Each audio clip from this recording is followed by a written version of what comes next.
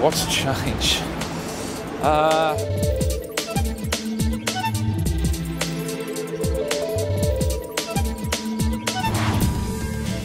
Change is responding to the environment around you. Adapting to current pressures, current issues. And change is occurring all the time. Change is a constant, and even when it seems as if things are stable, there's normally change happening below the surface. I think change is structural change. Change is also mindset or cultural change, and change also in terms of outlook. New values, new ideas, and new regulations. You can either manage them, resist them, but you can't ignore them.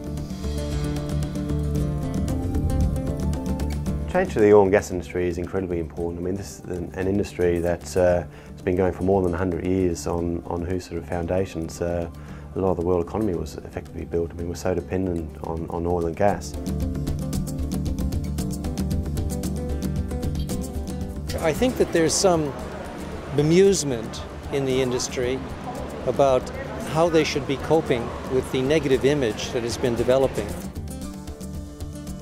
The biggest change has been China and its insatiable demand for energy, and a view that that's not going to slow down at all and it's going to underpin demand growth. 10 years or even less ago, gas was second prize or even worse in an exploration sense.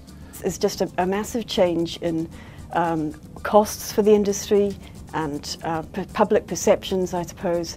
The resources and energy sector is exceptionally important to Australia at the moment. It is a huge generator of export income, hence a huge government surplus.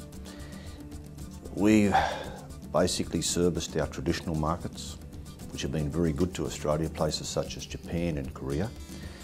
And all of a sudden, the industry didn't see it coming as quickly as it did. We've had China and tremendous opportunities with India yet to come on stream.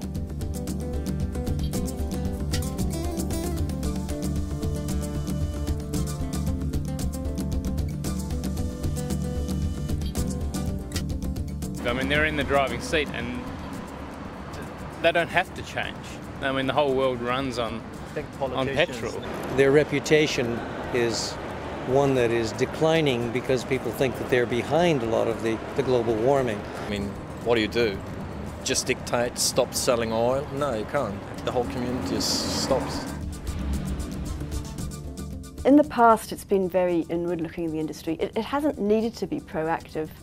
It's not been in the public glare so much, but that's really changed now with a focus on carbon, climate, prices, etc. The industry, probably 2 years ago now, realised that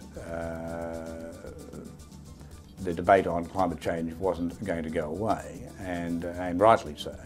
I think all industries have to strike the right balance in terms of their own business plans and responding to the community.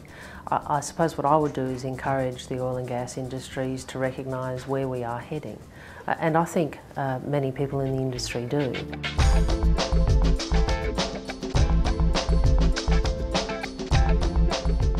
One day there won't be an oil and gas industry because there will be no oil and gas left. So I guess it's in the best interest of those companies to think about, well, what is the energy that we're going to be using at that time? If they're working towards measures that are going to,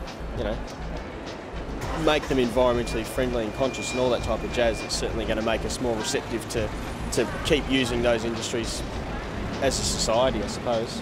The Stone Age didn't end because we ran out of stones. It came because of change in technology. Well, I think it's hard at the beginning of a reform process for anybody to identify every opportunity which will arise. That's the nature of opportunities. We've got oil and gas prices at record highs, but also development and exploration costs at probably record highs. That will actually force the industry, and should force the industry, to be more innovative in the way it goes about finding its oil and gas. I think there's some sort of idea in the community that there's a magic bullet that you can go from coal-fired power stations to something else which is not damaging to the climate without a transition step. Gas is the transition step, as we all understand, or as we all should understand, but it's not necessarily something that's accepted generally at the moment. We will introduce an emissions trading scheme to reduce emissions. This will unleash very significant reform agendas within the Australian economy, and I believe those firms and companies who are best able to harness those opportunities will prosper.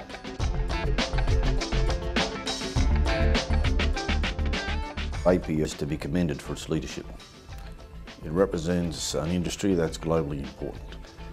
It's also sought to lead the debate in Australia by laying out its own plan of action and, importantly, suggested solutions in terms of government action, so it can work in partnership with state and federal governments to actually seize the opportunities for the industry itself and for the nation at large.